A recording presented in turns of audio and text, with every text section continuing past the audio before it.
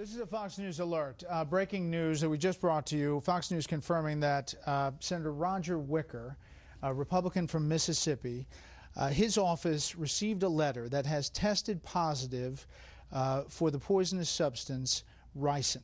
Tested positive for ricin. It was found in an envelope sent to his office of the Mississippi Republican. That it never got to his office because since 2001, all of the mail, since the anthrax attacks on the Hart Senate office buildings in late 2001, all the mail bound for the U.S. Capitol complex goes off-site for testing. In other words, if this was a tainted letter, it was caught in the system that worked. Tell us, about ricin and what we know about it. Well, it's a very deadly substance. I believe it was used in the Japanese subway attacks, and it killed about 7 people that's on contact.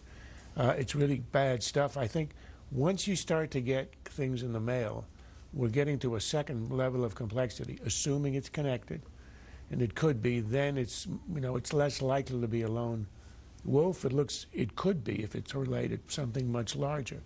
The other part about the mail attacks is they're really hard to decipher. Remember, the Unabomber was on the loose for years, extremely hard to trace it back. The anthrax attacks that we had in 2001, shortly after 9/11, we were never able to really understand who was behind it, where it was made. There were accusations, but it remains really unsolved. So this adds a level of complication. Again, we don't know if there's any connection, but it's a hell of a coincidence that would happen the day after Boston. Well, I think the relationship is important, and the reason that there is a 9/11 feel is, as I said last night, the attacks in Boston were the first successful bombing in the United States since 9/11, 11 and a half years. Although the embassy in Benghazi obviously is U.S. soil, but inside the United States proper. The United States, at the homeland.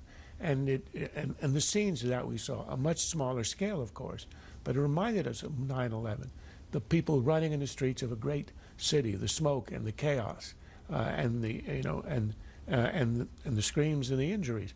All of that was and remember, we've intercepted and stopped a lot of the bombing attacks, all of them until now. So it had the feel, and I think that's the reason there was that resonance. Now all of a sudden we have followed on, as happened after 9/11, exactly, with a chemical attack, right. And then it has that whole picture. Now again, we have to have a caveat. Is there any connection? Nobody knows, but it could be.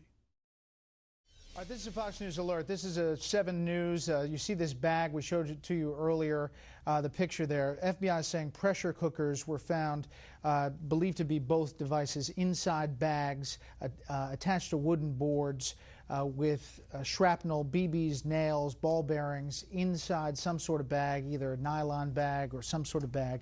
Now, this is a picture of such a bag that was right there at the side. Now, take a look at the after picture from 7 News at the same spot. That's the after picture at the same exact spot. It looks like it's roughly that exact. There's a real possibility this just lingers on and we don't have an answer for a pretty long time. Charles. And I think if there's an assumption we'll be able to find them quickly, as we have in the previous attacks. In the first World Trade Center attack, I think we had the guy who rented the car within a day. If we have no news on this, I think there's going to be a real increase in anxiety in the country, a sense that it's slightly out of control. We don't know who it is. The way there was an appeal that they made earlier today to the public is rather worrying. It implies that they're not really advanced after a day. I think people are going to start worrying if nothing happens within a day or two.